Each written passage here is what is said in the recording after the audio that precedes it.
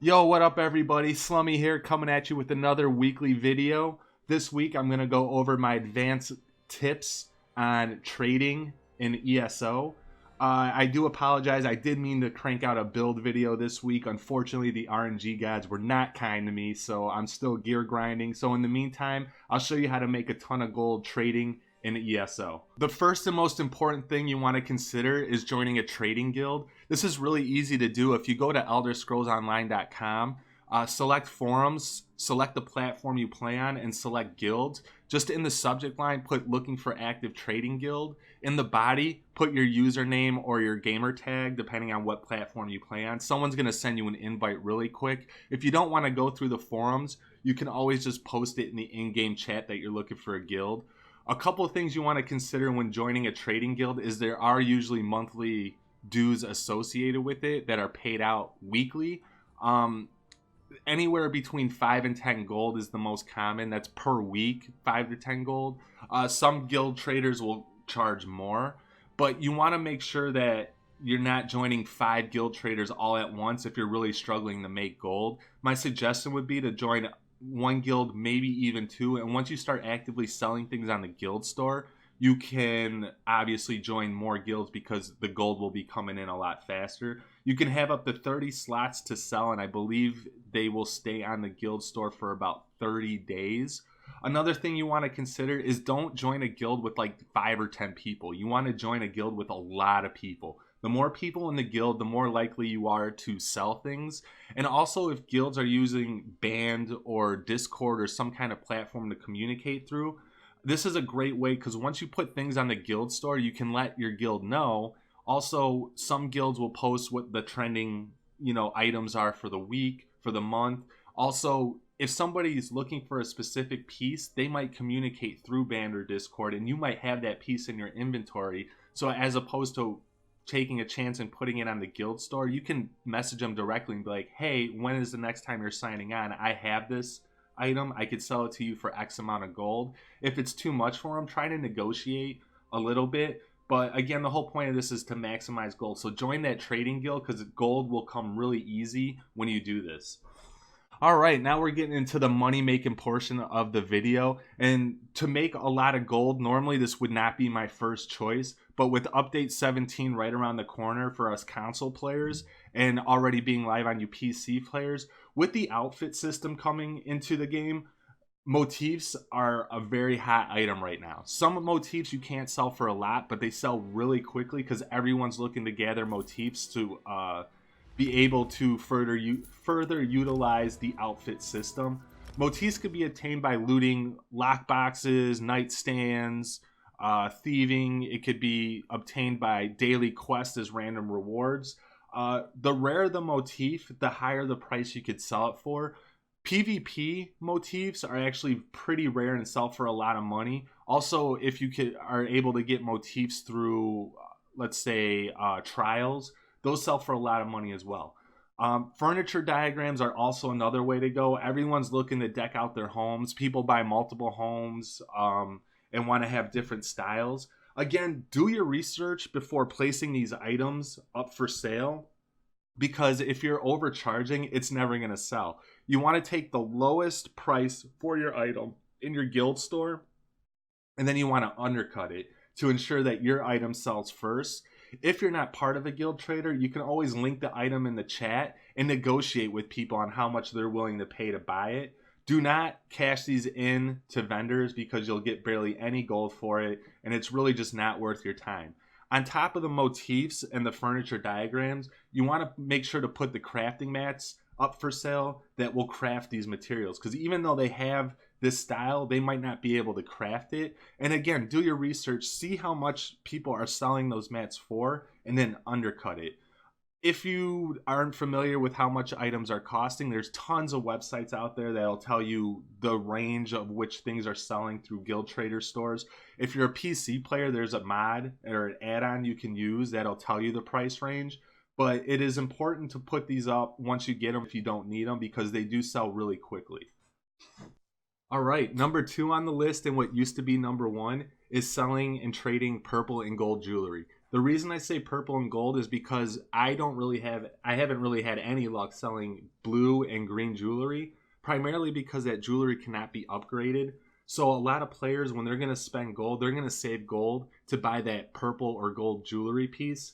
One thing you have to be careful with when selling jewelry is pay attention to the traits. You don't want to undercut yourself, and if the trait makes sense with the build, you can charge more. Here's an example with the lion tooth pendant. I have robust, which is max stamina on this jewelry piece, and if you could see below, the actual armor set itself is a max stamina build. So this is very appealing, and I could charge more money than if the trait was healthy or arcane. Also, if you want to throw enchantments on there to further increase the value of that piece, go for it. Remember, if you have an enchanter, you utilize them, because putting a weapon damage enchantment on a jewelry piece can net you 5 to 10 more thousand worth in gold on trading it through the guild trader or the chat.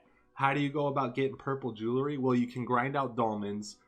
Every dolmen you complete, at the chest at the end will drop a jewelry piece with a pretty rare chance of getting a purple jewelry piece. Most of my jewelry purple is from dolmens. You can also do the daily Fighters Guild quest, so you're grinding out dolmens with the chance to obtain them. When you're doing the dolmen grind, make sure that when you get that purple piece, if there's players doing the dolmen with you, link it in the chat immediately. Chances are a lot of those players are grinding out those dolmens to get that purple jewelry piece, and you can actually charge a little bit more than what they're really worth, primarily because players just don't want to deal with the grind anymore. They've probably been grinding those dolmens for hours. They still haven't gotten the piece they want with the traits they want. Link it in the chat.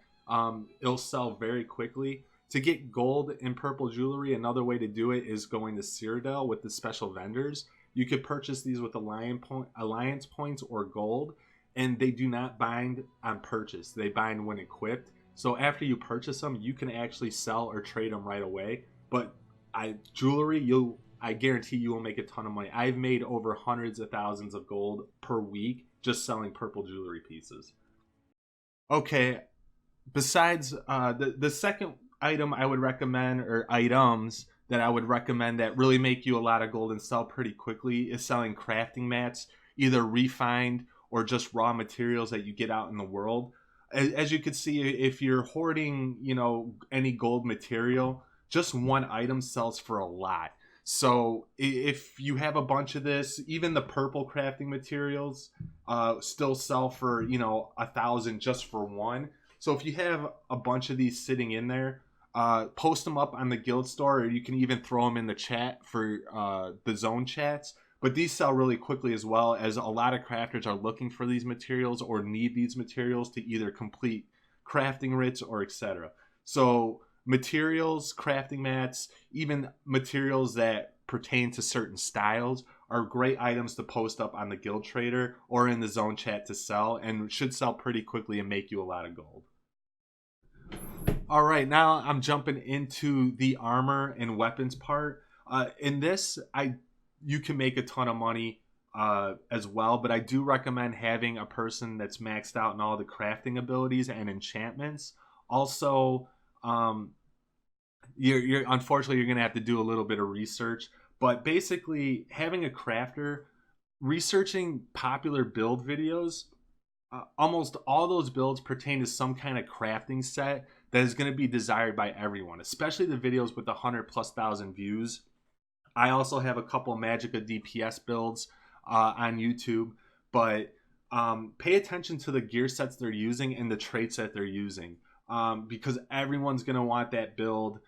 Everybody claims it's the best build, etc. So that's a good place to start in terms of gear selling, is seeing what you can craft if you have the materials. Obviously, purple and gold is going to sell for a ton of money. If you have a person that can throw enchantments, or if your character can do enchanting, by throwing enchanting traits or enchantments on those armor pieces will allow you to further increase the value of selling it. Do your research, see what the pieces are selling for before you sell it, but pay attention to the traits if you're crafting gear and what you're putting on there. Divines is very desirable when it comes to light and medium armor builds, so you want to make sure that if you're crafting gear and you have the resources, that you throw divines on there, The second trait I would recommend is infused. Keep in mind, if you don't have those traits or you don't have the material to put those traits, with the transmutation system, gear can be changed, but you won't be able to sell that gear for as much, and the chances of it selling are very slim. So again, light and medium armor is divines or infused. I'd say heavy armor would be sturdy or infused.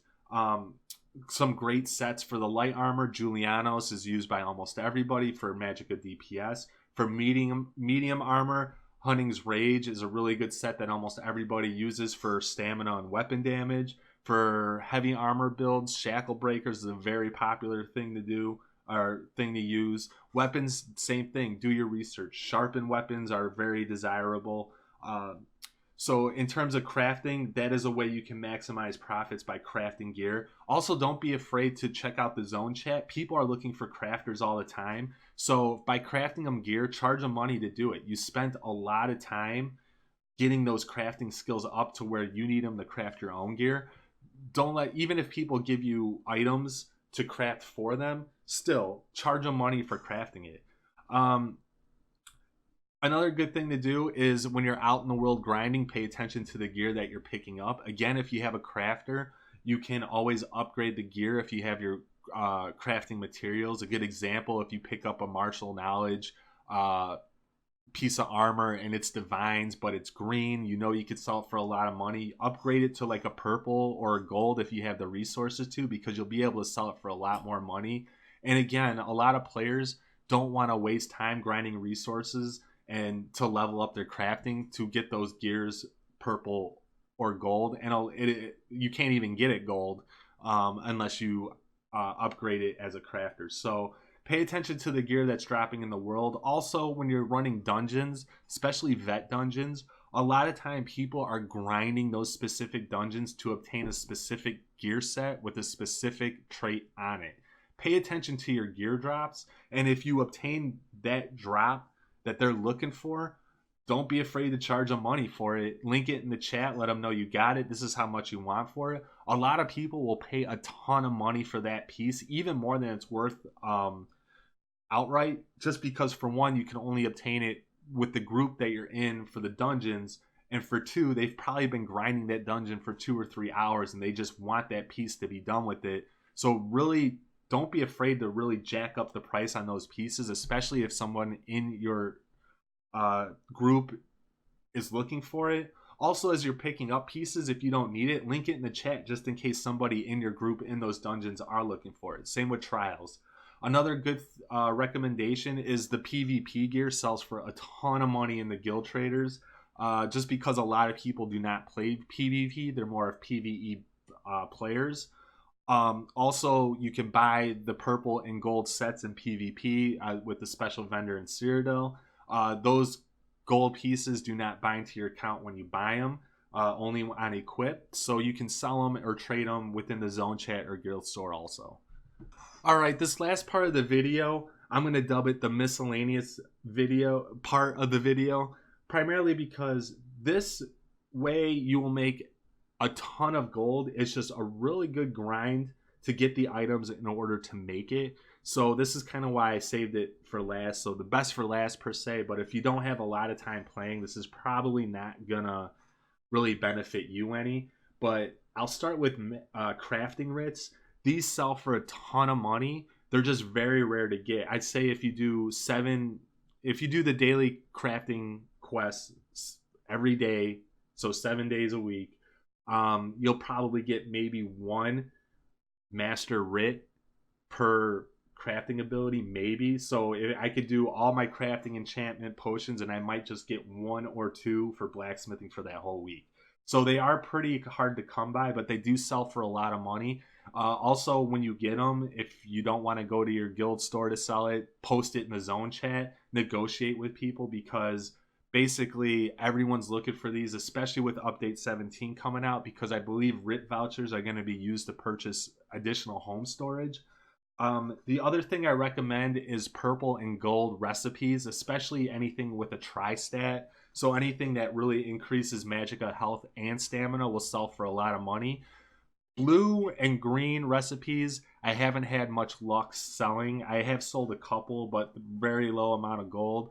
Also, if you're getting recipes that you can only obtain in PvP zones, sell for a lot of money. But again, make sure they have more than one ability associated with them, such as like max magicka and health will sell, max health and stamina will sell.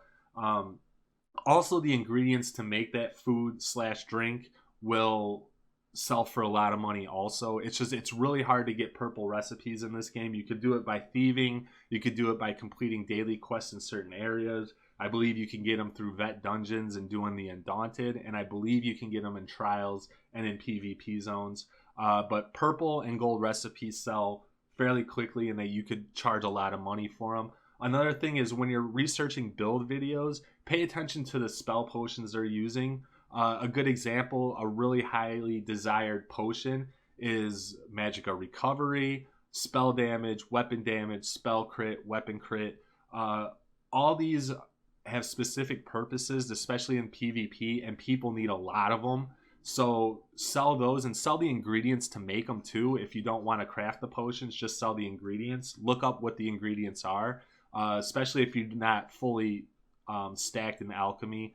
But those crafting materials to make those potions sell for a ton of money also.